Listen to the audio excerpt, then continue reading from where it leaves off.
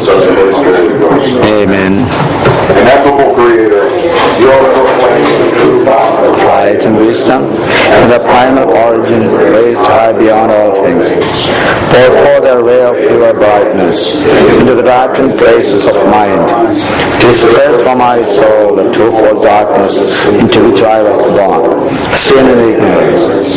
You make eloquent the tongues of infants.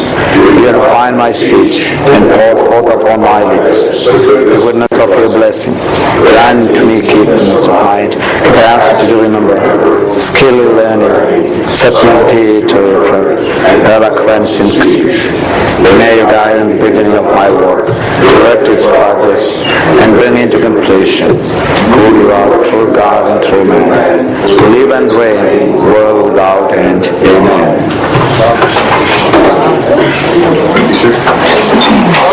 Go ahead, if y'all want. So, good morning. Last time our discussion was about Constantine, no? So, anything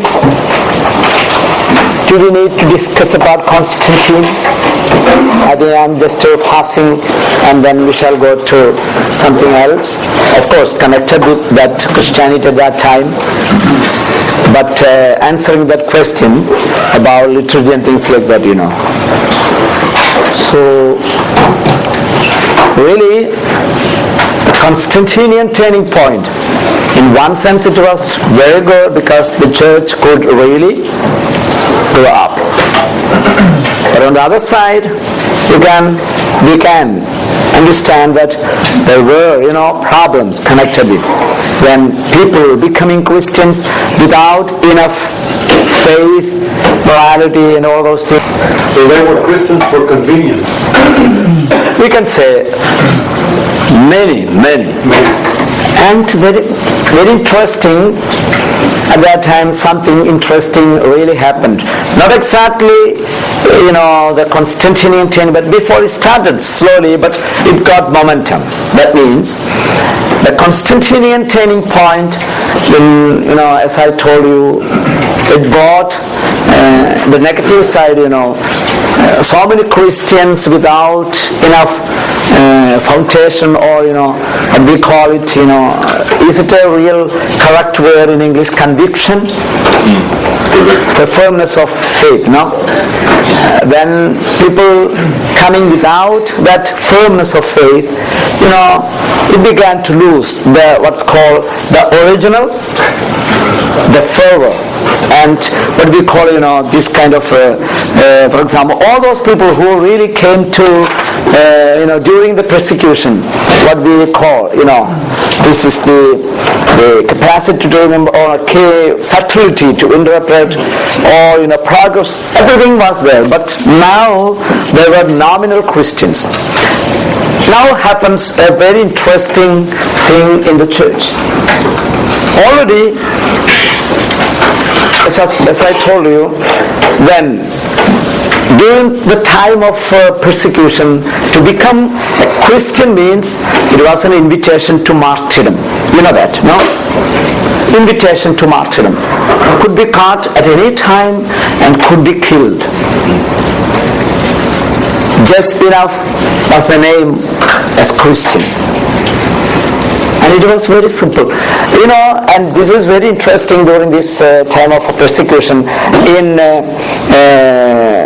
the gospel, I think 2 days before, or that last, or Friday, yesterday, I think so, there was a gospel reading, I think yesterday's gospel. Just can you remember that? There will be 2 labored and 1 will be taken. There will be somebody who will be preparing food and 1 will be taken. That text should be interpreted in the background of persecution. Because why it happens, even becoming Christian at that time, in a family there were Christians and non-Christians. many of them, without the knowledge of their family members, became Christians. And that's the passage, for example. So if you are a Christian, you will be taken to persecution. So there were that thing. So even among the family, there will be, divisions. And of course, that Christian who became Christian, even though he will be taken, but he will be taken to heaven. That is passages should be interpreted in that context. Another thing is, another context, just talking, John's Gospel, at the end of the Gospel, when Jesus was, after resurrection, the last thing, and appointing Peter as the leader of the church, and then when Jesus was walking, and Peter was, following him, and John asked, some of the disciples asked him, so what is the case with Peter? Will he die? So Jesus gives a very interesting answer. When you are old, you walk, or you will be led to places where you don't want to go. No? That's a clear indication that is the time of already persecution started. That means you will be taken to, places where you do not want to go. That means in courts and trials. Or the whole book of Revelation that was written during persecution, and most of the symbols are connected with persecutions. The dragon, for example, the dragon seen in the book of Revelation, representing the kingdom of Rome. Yes, the dragon representing that's called the Roman Empire, with the emperor who is persecuting Christians, and they will be also called Babylon. So these are all, with the background of persecutions. Only in the background of persecutions we will be able to understand. So what I was trying to say, after the Constantinian period, when so many people fled into Christianity, so when the firmness and fervor of Christianity was, losing, there was this group of people who really wanted to keep the real firmness of faith, the fervor of faith. And they now there is no more chance to die, no? For Christ. There is no more chance for martyrdom. Because now, after Constantine, what happened, to become Christian means a privilege. Not even, martyrdom, but it's a privilege. So what happens now? This small group of people who became Christians, before the Constantinian turning point, they formed a kind of, a group of people. Seeing all these, the problems, some of them fled to the wilderness and deserts. Thus started monasticism.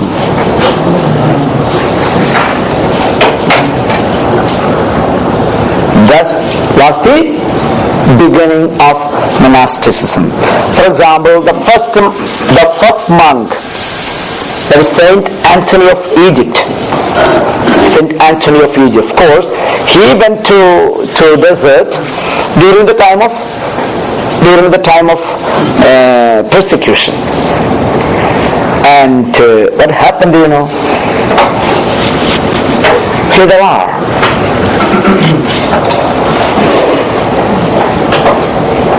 To be careful with that. Yeah.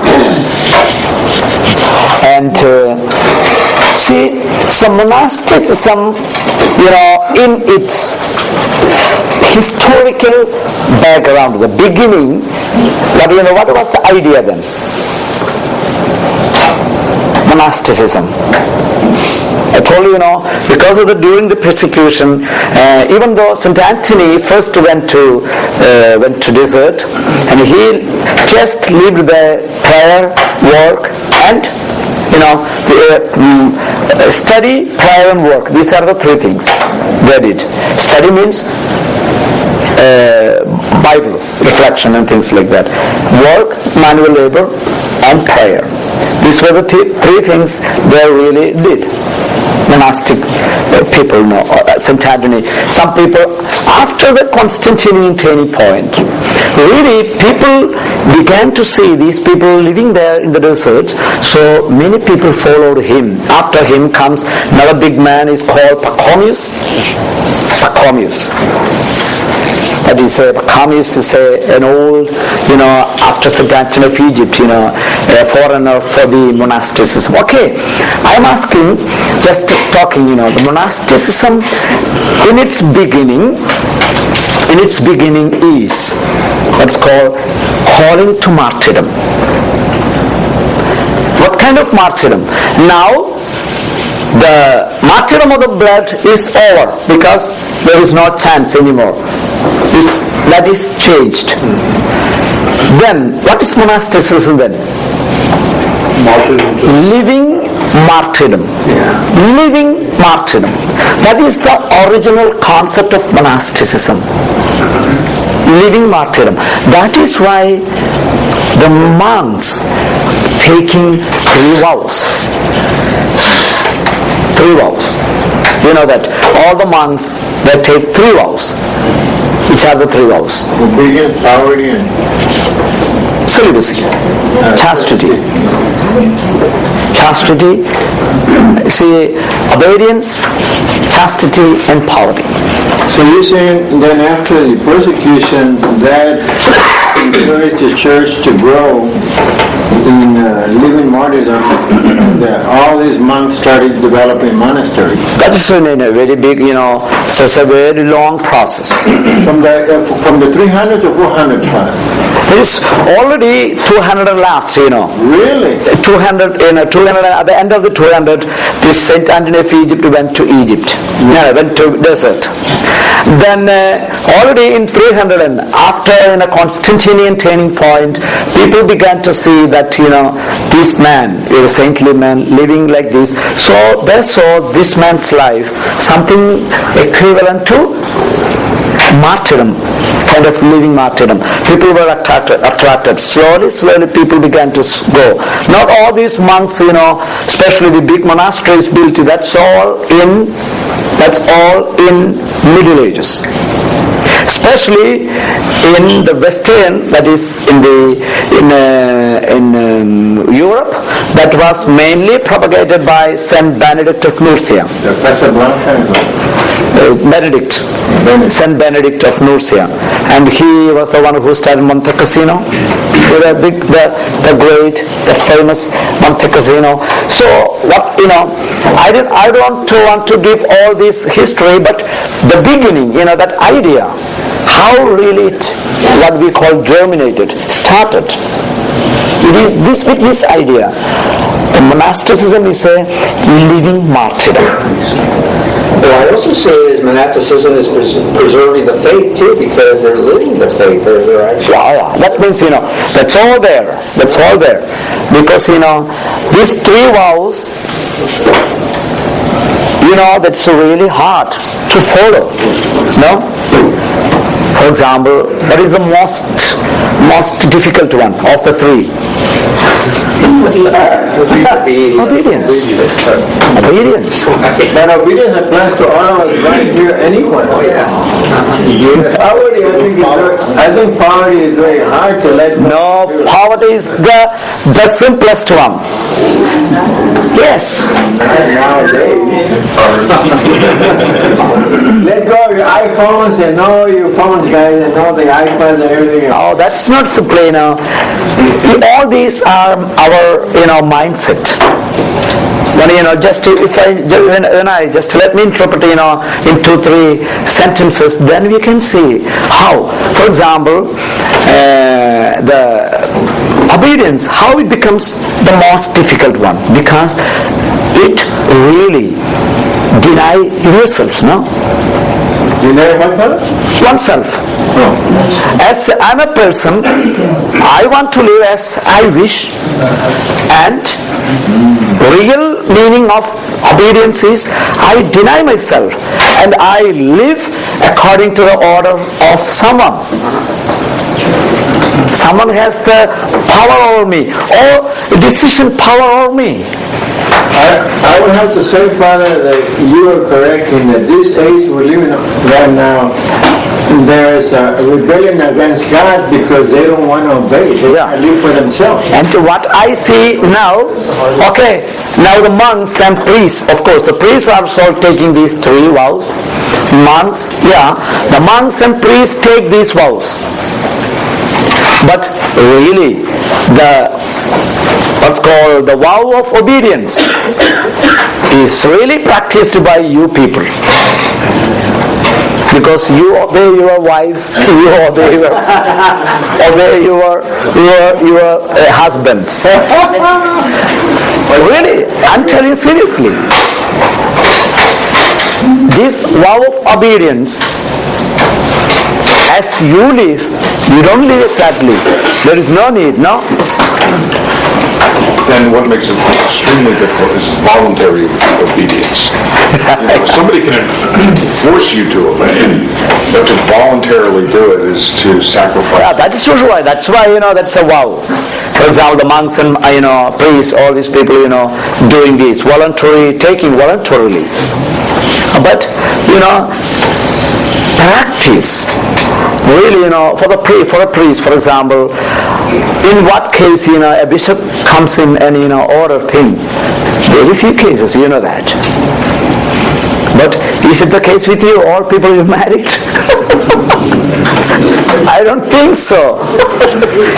So, I'm joking, at least, but the reality is, we take the vow and you practice it. That's right.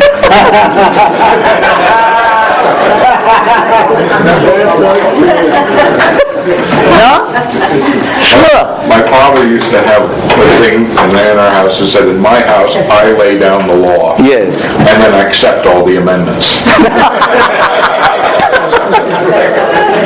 See, but when you take in this way, then interpretation, obedience means, simply deny yourself. Nothing is there. But for the priest, that's okay. But for in a monastery, the case is different. There is a community. Does it start with the teaching of humility? Yeah, that's all coming, all virtues there. For example, in a community, there will be, 2 or 3 or 4 or 5, 6 more, monks, and all are to, obey what's called the abbot. The one who's the leader. His word is the final.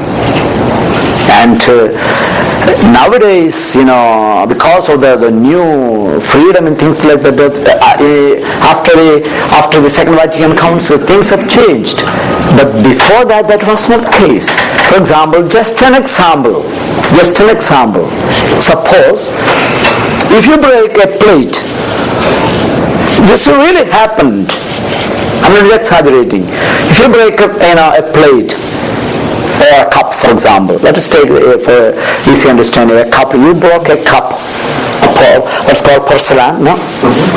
Then the abbot gives a punishment. If the abbot says, okay, now your punishment is, you tie the broken cup on your head. They have to do it. And before all the congregation. Oh my God. Yes. How embarrassing. Sure. That's the purpose. Humility. Change. When a monk wanted to go, wanted to ask a permission, for example, he has to kneel down before the abbot and kiss his scapular and then ask permission. When he says okay, he can go. When he says no, it's done, nothing more. No arguing, but I will. Once you asked yes or no, immediately comes the answer, and you are to obey. That is the case with the monasteries. Their real obedience was there. Of course, was the priest case, in the diocesan priest, that's a different case. Another thing is, second, and after obedience comes poverty. I think celibacy. Yes. Second one is celibacy. The celibacy, why it is a problem? Not exactly the problem that each act of sex. That is not. There is a bigger problem with that, the celibacy or chastity means the concept of taking a voluntary celibacy means you are deciding yourself that with me I end my existence in this world. Now, we are all our parents, carrying our fathers, all forefathers, no? And they are living through us, no? And their legacy is passed on generation after generation, no? At least I am the product of, how many people? Generations. Many. And with my vow of celibacy, I decided no more my legacy will be continued in this world. No? No, interesting. Is it so? No? That's why I'm telling this is, an act of sex. That's not the main problem. And this idea, that's why many people, the monks or priests, after a period of life, that means not the younger age, after maybe in their middle ages, after 40s or 50s, they really have, many of, have problems. Not with the sex, but no children, nobody to care, all these problems come. Really? The people having the problem of the sex, that's mostly the youngsters. But these kind of thoughts and problems, really questioning their identity, that comes maybe in their 50s. Really, they feel that. Wow. And the most simple vow is really what's called poverty. If you interpret poverty in a real sense, that is real freedom. You understand that? You don't fear. Suppose a person in a monk in a convent, monastery. He doesn't care about, he is not stressed. Oh my God, tomorrow what kind will I lose my job? He once entered guaranteed. Food is guaranteed. Shelter is guaranteed.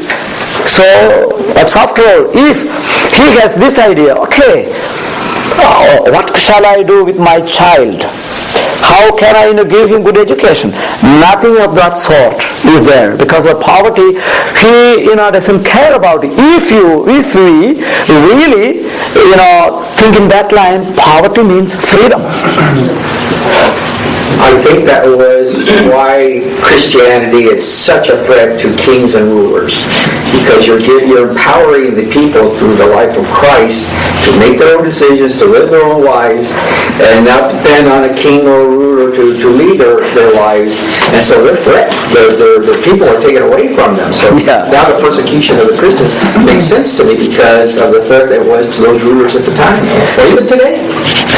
So I was just interpreting, this new idea of how this coming of the monasticism came into living. So this is interesting when we think about it that life. And now the monastery people living the same thing, but the problem is now what I think they don't understand this historical development. They don't think about it. Father, obedience in the U.S. and countries like the U.S., it is very hard because we're not used to having an all-powerful king or some kind of leader that we have to obey. You're free. Now comes new leaders and want to say, I am the boss, you obey, no? Then it's very, very difficult to us to accept that, no? Yeah, good. Okay, I was just talking about that. Was not the main point, But this is interesting. Just after, at the end of the persecution, it started, but it got real momentum. And with great people like Benedict of Nursia, then another one was, in the Orient, in the East, St. Basil the Great. All these people began to do, propagate monasticism, and it spread like anything.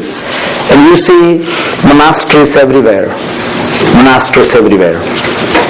It really started in the Orient, in the East. Then St. Benedict took it, and then, spread it. So it didn't start around Rome then? No. Persecutions were... No. Even though they fled out of town into the field? Persecution doesn't mean it's only confined to Rome, that was all Roman Empire. Yeah. And most of the severe persecutions, what we hear is from Rome. But most of the persecutions and even more severe persecution happened in the East. And even after Constantine, it continued in the East. Really, those people were the real, even more than the Romans suffered. Well, in England, I understand that there was a big persecution against the Catholic priests, and they used to hang all the priests. That's just after the Lutheran Protestantism and Anglicanism came in. That is all in 1500 and on. Okay. That's a very. For a woman. Yeah. That's all later. Okay. Now let us see how this diocese came into existence. Okay, I'm leaving persecution and all those things. Okay, just leaving. Now comes church organization. This is also important to know. Church organization. How the church came in. We have already seen, we know that in the Acts of the Apostles, chapter 2, I think there is a community, a community of faithful. And these community of faithful, they were called saints. Not in the literal sense what we now understand, but the Christians in the beginning, they were called saints. Saints with a small letter? Yes. Yeah, saints. And these people, of course, we have already, many times, we have repeated it. So, the first thing, they participated in the synagogue worship, And then after that, they gathered in small houses and they participated in the breaking of the bread. These were the two things they did. But later we understand from the Acts of the Apostles, the Christians were expelled from the synagogues, and what they were practicing in the synagogue, they began to practice in their houses. So first, the praise and worship, and then the reading of the book, then the breaking of the bread. That is the same thing even now we follow. All the liturgy is a kind of a beginning from the Jewish liturgy, their synagogue worship. The first part, at least, that's fully Jewish. That's why what the Jews do in the synagogue, they come, then sing psalms. There were certain, during many the psalms were divided into certain period of time. During this time they will sing this psalm, and during this feast they will sing this psalm and things like that. We simply accepted it, and that's why the beginning of our mass, we do the psalm. We read and sing the psalms.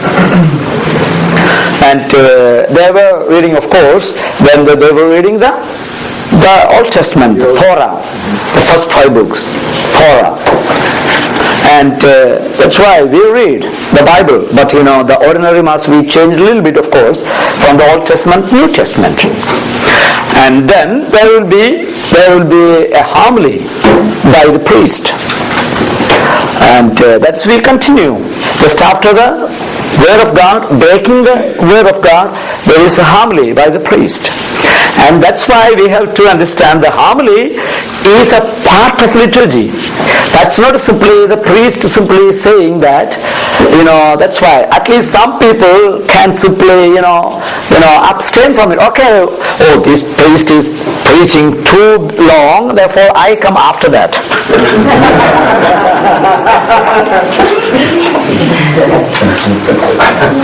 Some people think, that's not a real part of liturgy. Even after the priest, the homily, we can be, we can fully participate, but it's not true. So, and then comes, the offertory. At that time, it was really offertory. People bringing things. I told you, They had offertories way back then. Sure. In the beginning, they were bringing things, and the bread, at that time, the bread, they were not making the church was not making the bread, the people were bringing the bread. And the bread was not like this, The bread was what was using the bread. It is like this, no? Exactly, this measurement. But at that time, the bread was not like that, Whatever the bread, they brought it. Big loaves of bread. And they consecrated it. And then distributed and ate it. So you're saying that up to that point in the Mass, that was still part of the Jewish? No, only up to the readings. Only up to the readings. Okay, so everything after the readings, now the new Christian community added it. Yeah. Made it. And how early was that? That's all from the very beginning. Only thing is that we have to understand that all these, what's called all these dress, all these, all fully developed liturgy that comes after the 4th Constantinian turning point. Before that was so small because they have to finish it very soon because that was persecution and they have to do it without the knowledge of anyone, and that was also beginning period that was not so fully developed as now. That is prayers were added up one after another, because maybe one group of people thought this is not enough, add up a little more. That's why we are going to come to that.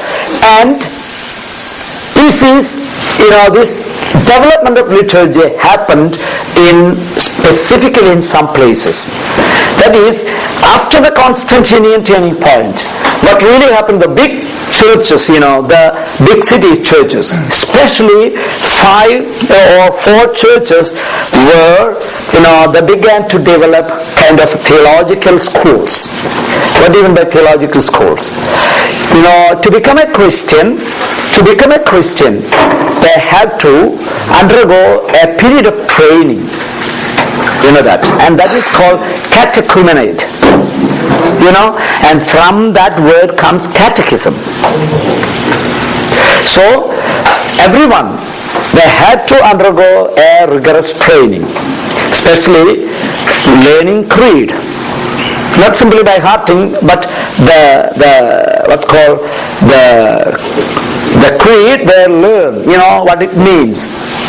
For example, I believe in God the Father Almighty, the creator of heaven and earth. So it will be explained, why we believe in one God, why other God, there is no other God, something like that, not simply learning creed by heart, but learning real. Each creed, clear faith will be interpreted and belief, and so many things, they have to undergo almost like 1 year training, and mostly I think it was mostly the catechumens were given baptism on the eve of Easter, the vigil. And that is why, you see, And that is now we repeat. You understand? Just on Christmas Day, that means on Saturday, we do the Vigil Mass with a solemn baptism, no? Do you remember that? Yeah. And that is the practice of the old days. And at that time, every day or whenever you want to have a baptism, there was no chance. All these people, there were no child baptism. All were adults. So they were given training, and all will come together on the Vigil Mass. And they will be, the first thing is, they will be baptized and received into the community. And that is now, in order to remember that practice, we still keep that tradition in Easter Day. No? You remember that? In the Old Testament, how often did they sacrifice the animal? The sacrifice is only one place for the Jewish Christians. That is the temple in Jerusalem.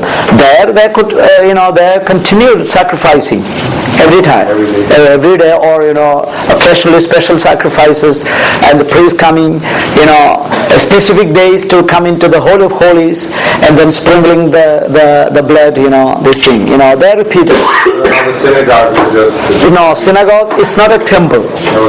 Synagogue is not a temple, and never had sacrifice in the synagogues. Anything to announce? Sure.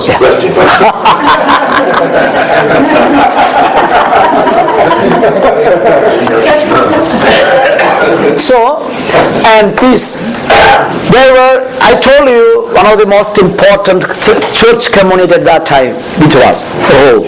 No? Rome was one of the most influential community. Another community was Alexandria, Antioch, Constantinople, and there were, such group were, the biggest church communities, important church communities. They began to develop a kind of what's called theological schools.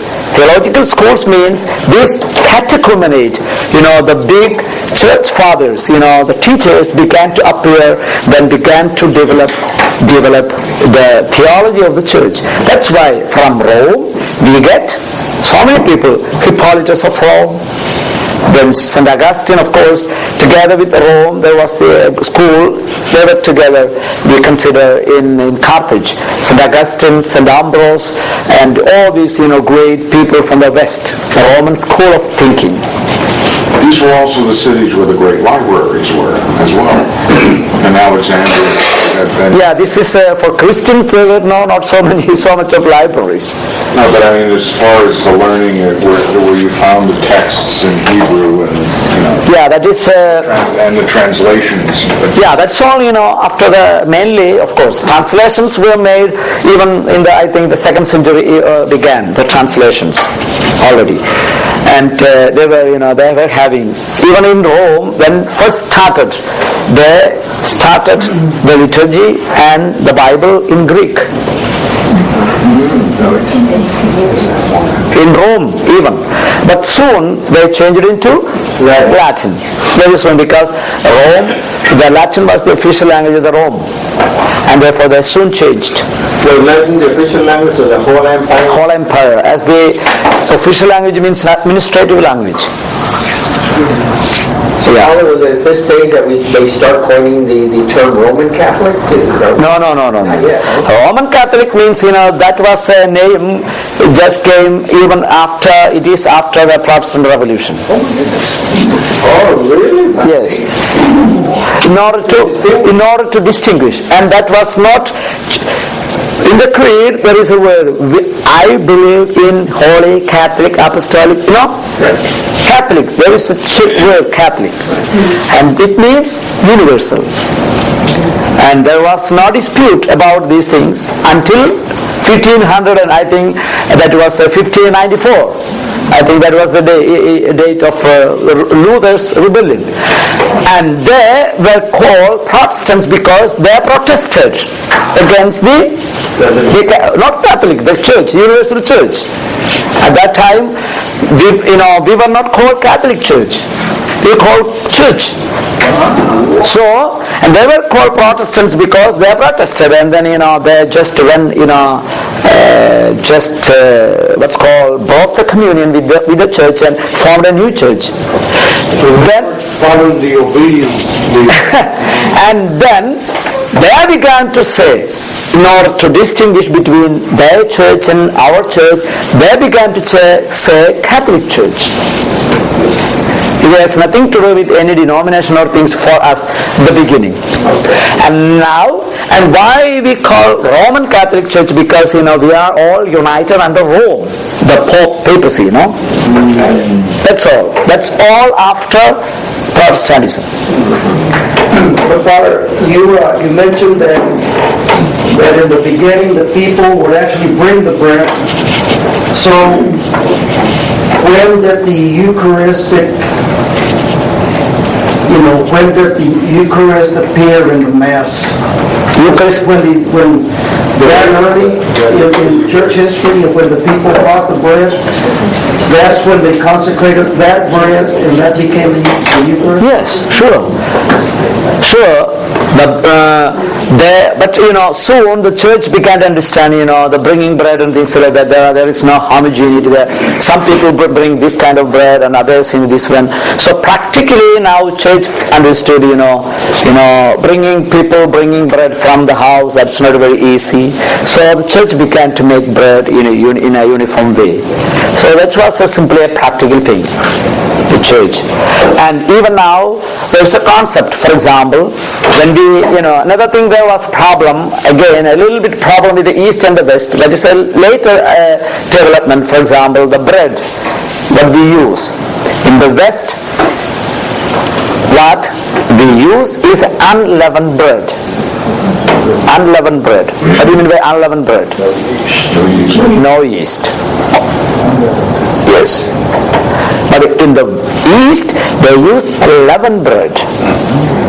It is based on a concept, It is based on, a theological concept that, during the Passover, they were asked to use unleavened bread.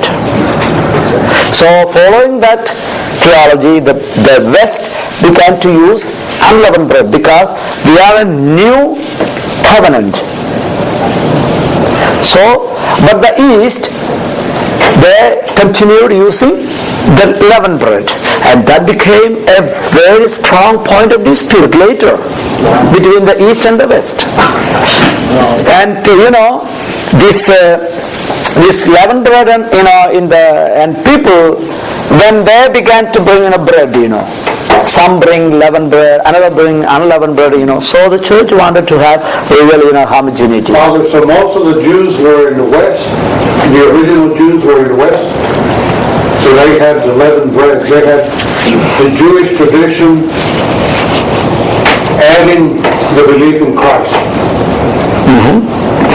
That is not the Jewish tradition, we read that, during the time of, just before they left Egypt.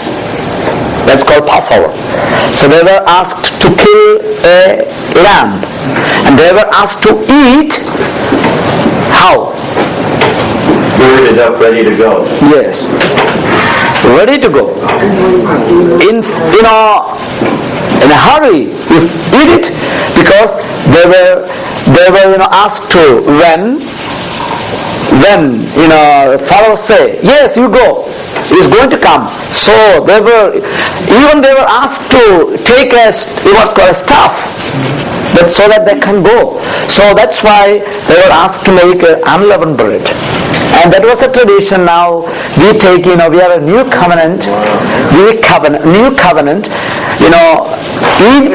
Egypt representing the old covenant of slavery. Now, Passover means from the old covenant we come to the new covenant, and we are Christians, are the new covenant people. So take the unleavened bread. Also in some of the stories and teachings in the Bible, leaven is referred as something sin. Yeah. And also, when Jesus taught not in a good sense also, what's called a small portion of leaven can, can beat the bunch of the bread, the what's called dough, no? That could be, leavened, like that, even he uses it, Jesus. Okay, now these things, they began to add up. That's all. These centers began to develop theologies.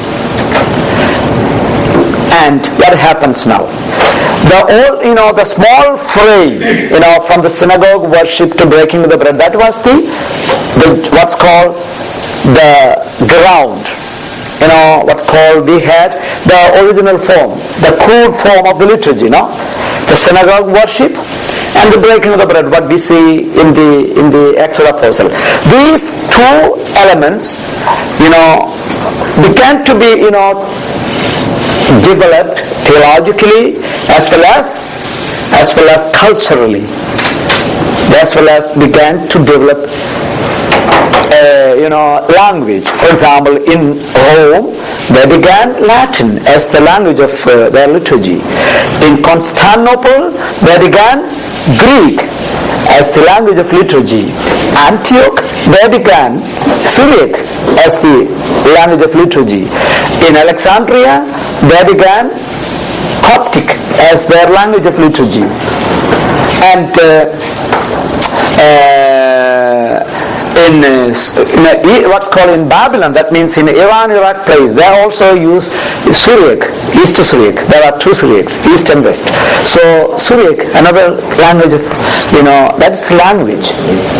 And another thing is, for example, the dress. According to the culture, they began to adopt.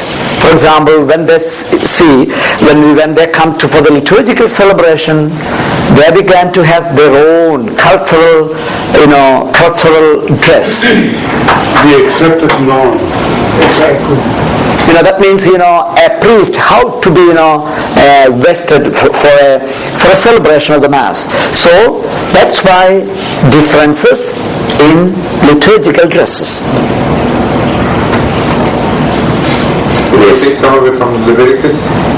From Leviticus, the book of Leviticus. That is so, but this is of course a priest. What is they call in the book of Leviticus? A priest should wear two things in Leviticus. They say Urim and Thummim. We don't know what is it exactly. Yes, they say two things. A priest should wear Urim and Thummim. Plus all the different... that is the Urim, I think that is representing our stole. And stole, even in different liturgies, they are done differently. In our liturgy, a stole is, just a big piece of ribbon, like, and come. But in the Byzantine liturgy or in Antiochian liturgy, it is different. Because that is kind of a big, they don't put their stole on two sides, but they put the stole mainly from here and then that side. I don't know whether you saw it. Yes, see, differently. There are, dresses differently. For example, if you want to see a different liturgical vestment, come to my church. We use a different vestment than what we use in our church. So the dress, and then the prayers. So some people began to add up prayers and prayers and prayers. That's why you see in this, what we call the crude form of liturgy, that was common to everyone, but began to develop differently. In Rome, they added up prayers according to the Roman custom or their traditions. That's why in this, in the ordinary day, for example, when we come celebrating Mass, at the most we need half an hour here, no? That's all. But our liturgy, if it is ordinary days, it is at least 10 minutes more we have to have. And in Byzantine liturgy, I think it is they have to have 15 minutes more than the Latin liturgy, because they have more prayers. When you come to just to see I am celebrating the Mass there, then we have so many prayers, repeating prayers after that. I say one prayer, an answer from the congregation. I say another prayer, answer from the congregation. It's like that, So many prayers are added up. That is all cultural, and what's called as needs of the time. And the leaders of the church, added up one after another. See, for example, why in the Roman liturgy there are 4 canons.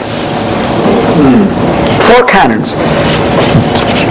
Began to develop different stages. One added one canon, another added another canon, like that, it began to develop.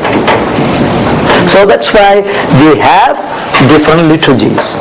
So mainly we have the liturgical family when we consider. This is the liturgical, mainly the liturgical family. For example,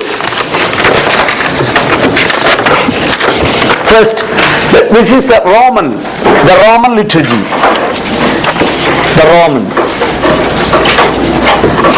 Centered on Rome, a liturgy began to develop. Okay? Another was Alexandria.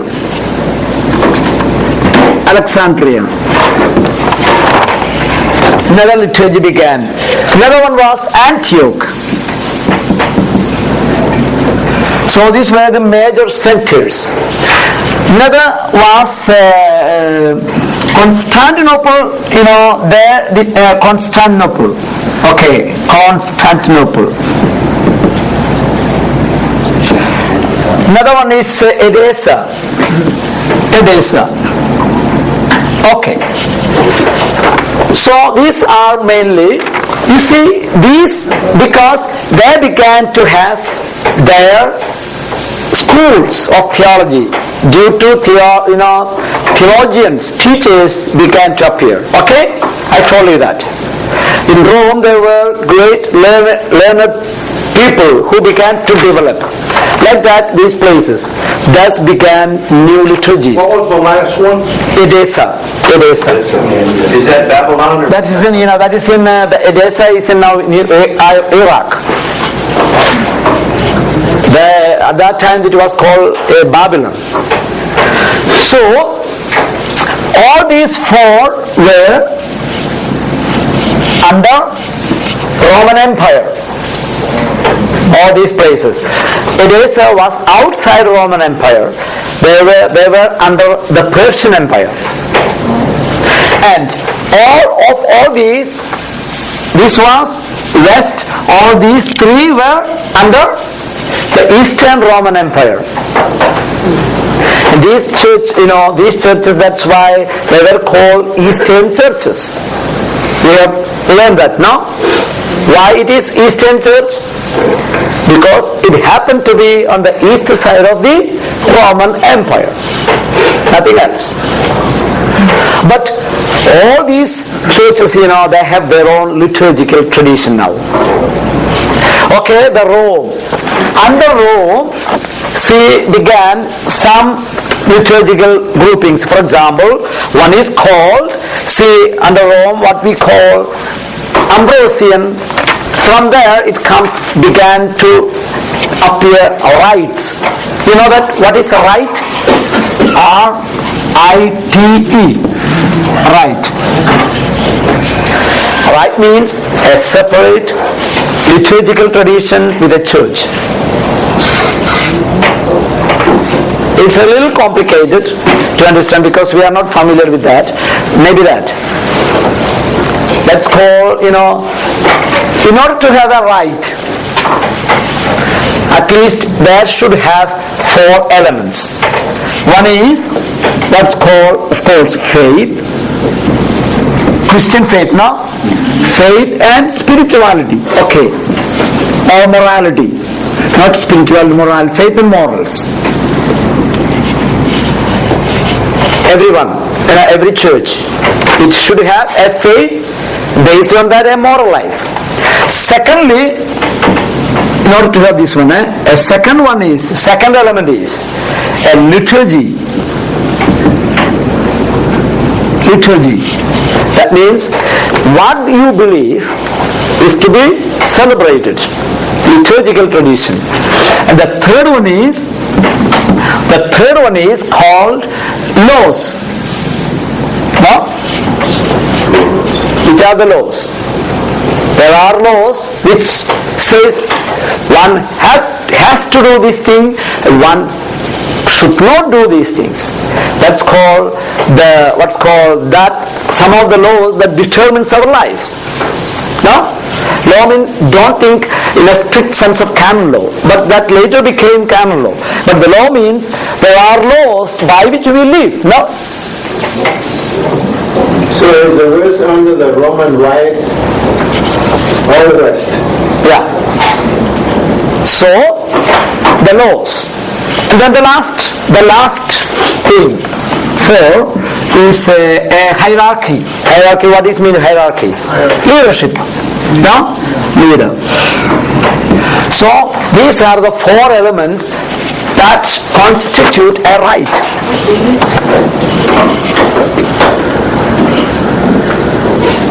Up to this point, you're not talking about the split in the church between the Eastern and the West. Oh, that is all very, very late. That's all in 14, I think the last split became, I think that was in 1400 and something like that. Before the Protestant Revolution. Just maybe 100 years before the Protestant Revolution, that the big split between the East and the West, that happened differently. That's all in Middle Ages. What we are talking is in the first 4 centuries, or 1 to 400. 1,000 years before the break, Father, just hooked up with the East. 1,000 years. Yeah, maybe, these things are very recent according to this. What we are talking is just beginning. This split is only because of the Roman Empire split, not the church. This one? Yes. That's not a split. That's not a split. This is only what's called a convenience, kind of a practical understanding. That this is the Eastern church, that is the Western church. That's why I talked to in order to see how this name came into. That's all. There was no split. There was no split with their faith and things like that. So, these 4 elements, faith and moral, liturgy, laws and leadership, all these things, all these churches had.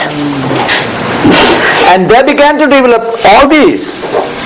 For example, faith, that is where these people began to reflect on faith. From there came theology. What is theology? Faith, seeking, understanding. That is called theology. Faith, seeking, understanding. That is the famous definition given by St. Anselm of Canterbury. Faith, seeking, understanding.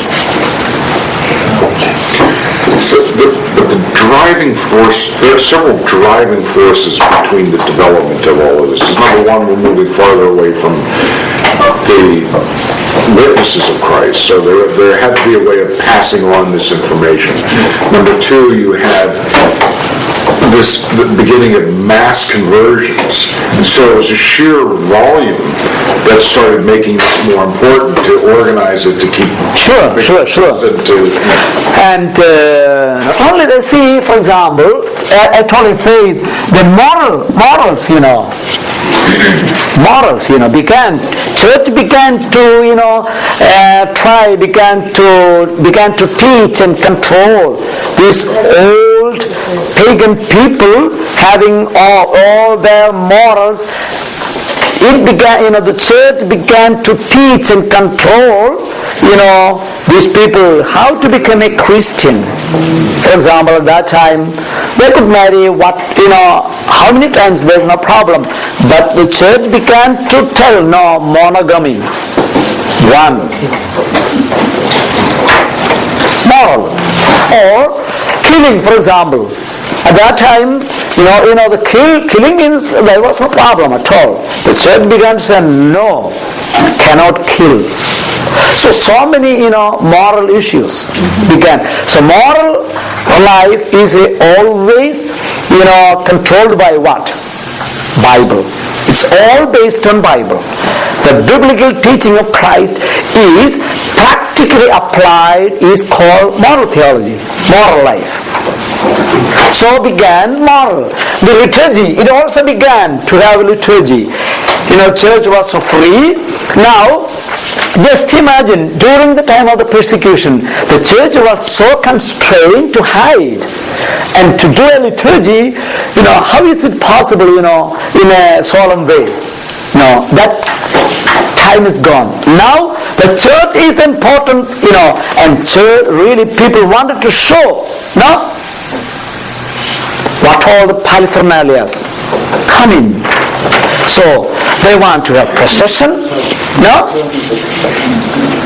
because they want to witness Christ on the cross. Okay, they want to have procession. Now big processions, and procession means how? With all these dresses and things like that began to add up. And what call the church, the construction of the church. During persecution there was no church existed. Now so what is the witness to my Christian faith? It is the church, a community. That's why we see, to build a church in a Christian community is not a problem all throughout these 2,000 years. When we want to build a church, people contribute, And it was very easy for any place, even the uttermost poverty people, poor people in Africa, they could build church.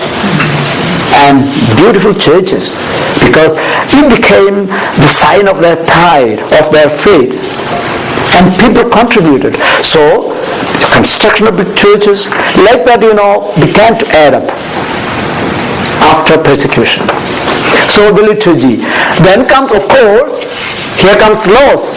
That means in a small community, that doesn't need too many laws, If it is a very small community, very committed to faith, it doesn't need too many laws. But the atmosphere changed. People now flocking, too many people, and too many interest.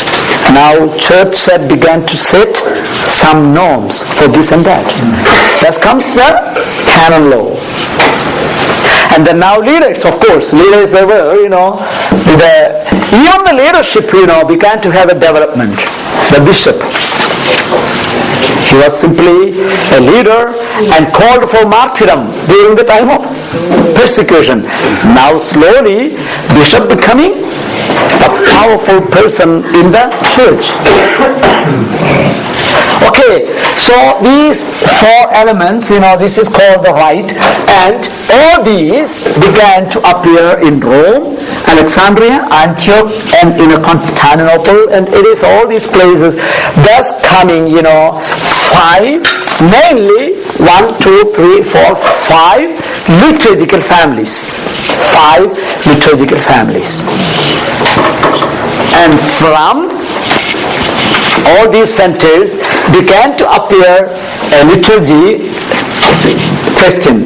The Roman liturgy, Alexandrian liturgy, Antiochian liturgy, Byzantine liturgy, and East Syrian or Chaldean liturgy.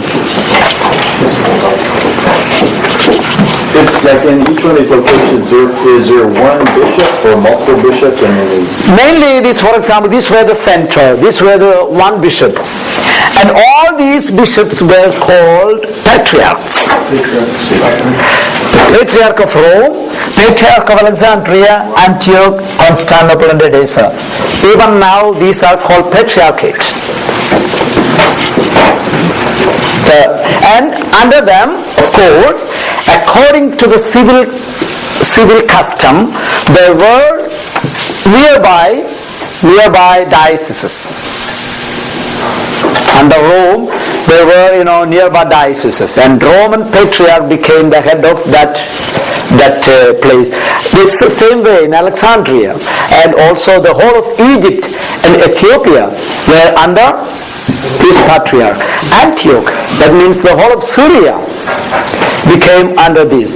Constantinople, the whole of Turkey, the present Turkey, or at that time Asia Minor, and that was one of the most important place, and he was the leader of that place. Edessa, the same thing, outside the Roman Empire, in another group of people. You see that they have a very, very small, not developed as this because it was outside the Roman Empire. See how the liturgy, and after that, from there began they all having the 5 mainly liturgical families, but from this began to appear the rites. That is the thing. The rite means having their own liturgical, all these 4 elements. But, sometimes some rites commonly shared one liturgical tradition. For example, under Byzantine liturgical tradition, there were at least 13 or 14 rites.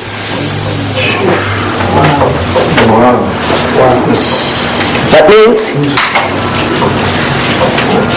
because you had different languages within that. They have all different languages, different laws, and liturgy, of course, the same under this one, and then faith and moral. All these were united only with one element, that is faith and moral. That is the same all throughout the Christian world. And all other 3 elements are different in different churches. Liturgy different, laws different, leadership different. Father, but we can take communion as Catholics. We can take communion in any Catholic church in the Eastern Rite. Yes. And even though they have leavened bread. No problem. No problem. No problem. Okay, guys. We'll go. No, because in San Antonio there is an Eastern Rite church, right? That's why I belong to an Eastern Rite church. Okay. I'm a Catholic priest. So which one do you belong to there? The last one, Edessa. You come from Babylonia? Yes. Sure. For the time being, I'm stopped, I think you will have now more questions now, because it is so confused it is. It is so confused and complex. I think next class we will have more discussion on that and more clarification, because it needs more clarification. This reminds me of the parable of the sower of the seed. Yes. These were the seeds that were spread throughout the world. This is what sprouted. Yeah. But it bears the same fruit. Good. Same fruit.